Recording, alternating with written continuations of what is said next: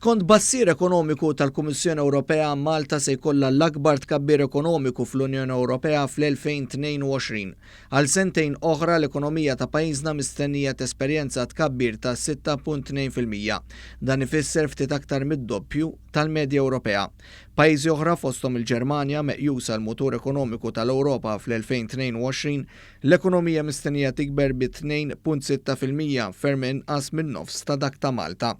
B'reazzjoni għal dan it-tbassir pożittiv għal Malta mill-Kummissjoni Ewropea, il-Gvern qal li dan it-tbassir jikkonferma kemm il-miżuri li qed jieħu l-Gvern mistennija jwasslu għal riġenerazzjoni tal-ekonomija Maltija.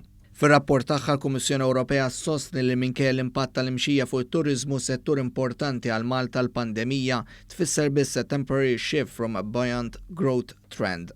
Fil-fatt it-tbassir tal-Kummissjoni Ewropea jindika li d-daqqa ekonomika tal-COVID-19 fuq pajjiżna fl-2020 mistennija tkun 10% anqas minn dik fiż-żona euro. Sa tmiem l-2022 il-ġid nazzjonali ta' pajjiżna mistenni li jkun 1.4% akbar minn dak li kien fl-2019 qabel il-pandemija.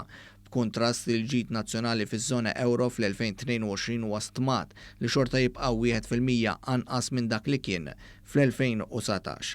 L-ar sitwazzjoni mistennija tkun fi Spanja fejn anke fit-tmiem l-2022 is-sitwazzjoni ekonomika mistennija tibqa' 3.2% anqas minn dik li kienet qabel bdiet il-pandemija. Il-Gvern saħaq li waħda mir-raġunijiet ewlenin wara tbassir pożittiv tal-Kummissjoni għal Malta huwa l-pakketti ta' stimulu ekonomiku li daħħal il-Gvern. Fil-fatt ir-rapport tal-Kummissjoni Ewropea jsostni li a voucher system to residents combined with wage supplements to affected employees should support consumption in the retail sector this year. Il-Gvern irrimarka li r-rapport isemmi l-proġetti kbar ta' investiment li ħabbar il-Gvern. Fil-fatt l-investiment pubbliku huwa mbassar li jisboq il-5% tal-ġid nazzjonali. Dan huwa d-doppju tal-livell osservat fil-kriżi finanzjarja tal-2008-2009. L-esperti tal-Kummissjoni jsemmu wkoll il-fatt li l-qagħda finanzjarja tajba tal-familji Maltin u Għawġin riflessa f'tifdil qawwi toffri potenzjal biex id-domanda domestika tibqa' b'saħħitha. Dan jirrifletti l-fatt li skont il-Kummissjoni l-pandemija kellha a limited impact of the labor market. Dan l-iżvilupp mistenni jkompli bit-tnaqqis imbassar fir-rata tal-qatt. Fl-2022 l-ekonomija Maltija mistennija jkollha l-ogħla rata ta' tkabbir fl-impjiegi kważi 3 darbiet il-medja Ewropea. Il-Gvern nnota wkoll it-tbassir tal-Kummissjoni Ewropea jikkuntrasta mad-diskors tal-kap tal-Oppożizzjoni li mhux possibbli li fl-2021 il-qagħda finanzjarja tal-Gvern se titjieb kif tħabbar fil-baġit. Fil-fatt skont l-esperti tal-Kummissjoni qed ibassru li d-deficit se jonqos bi 3.1% tal-ġid nazzjonali fl-2021 u bi 2.4% fl-2022.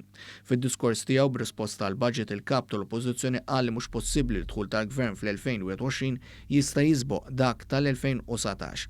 Anke hawn jidher li l-opinjoni tiegħu hija differenti minn dik tal-Kummissjoni Ewropea, hekk kif din qalet li waqt li dħul tal-Gvern kien ta' 37.7% tal-ġid nazzjonali fl-2019, fl-2020 da mistenni jkun 39.6%.